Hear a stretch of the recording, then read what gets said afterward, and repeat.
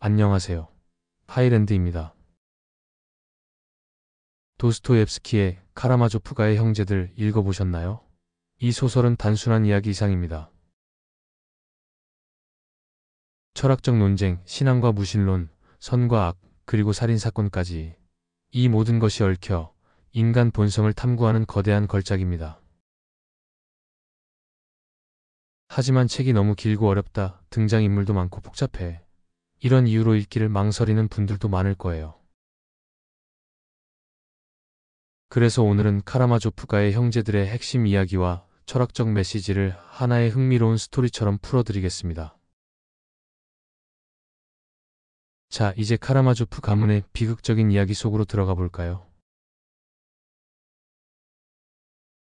카라마조프 가문, 탐욕과 갈등의 시작. 먼저 이 이야기를 이해하려면 카라마조프 가문의 구성원을 알아야 합니다. 표도르 파블로비치 카라마조프. 돈, 여자, 술, 탐욕스럽고 무책임한 아버지. 아내들에게 무관심했고 아이들도 방치했습니다. 사람들은 그를 경멸하지만 그는 오히려 그것을 즐깁니다.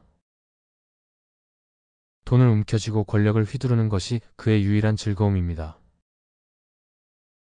하지만 문제는 그의 세 아들들이 이 가정을 완전히 다른 방향으로 이끌게 된다는 것.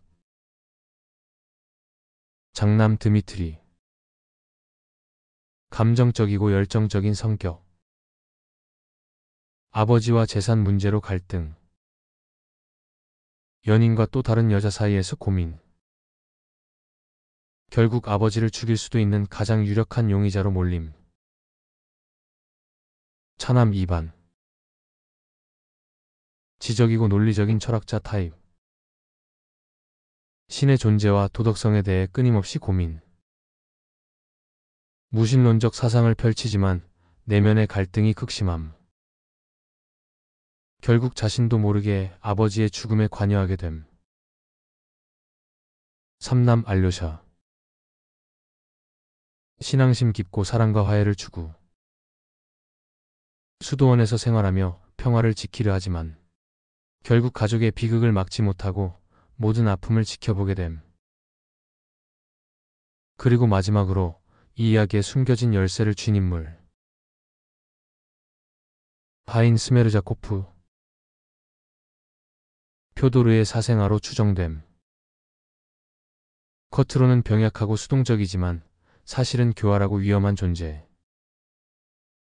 이반과 철학적 대화를 나누며 그의 사상에 영향을 받음. 그리고 사건의 진짜 비밀을 감추고 있는 인물.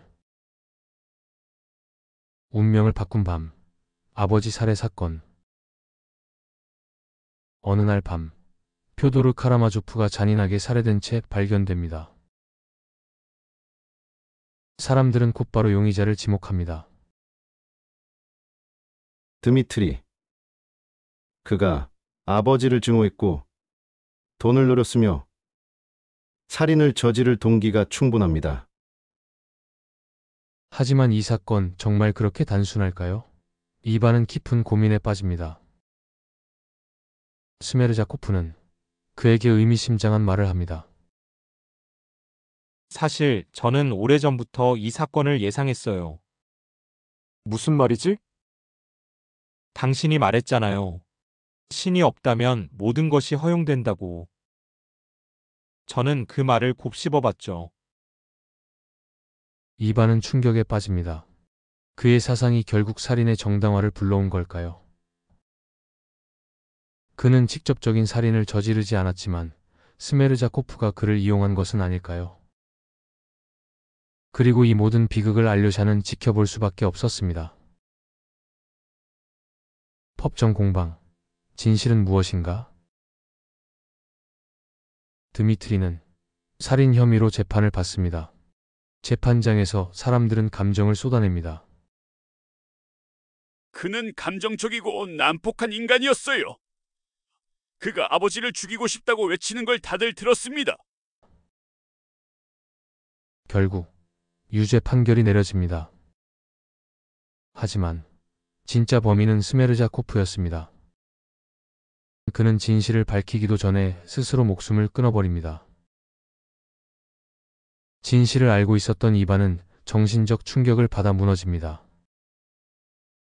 진실은 사라졌고 카라마조프 가문의 비극은 영원히 남게 됩니다. 철학적 논쟁. 이 소설이 던지는 질문. 카라마조프가의 형제들은 단순한 살인 미스터리가 아닙니다. 이 책은 우리가 인생에서 가장 중요한 질문을 하게 만듭니다.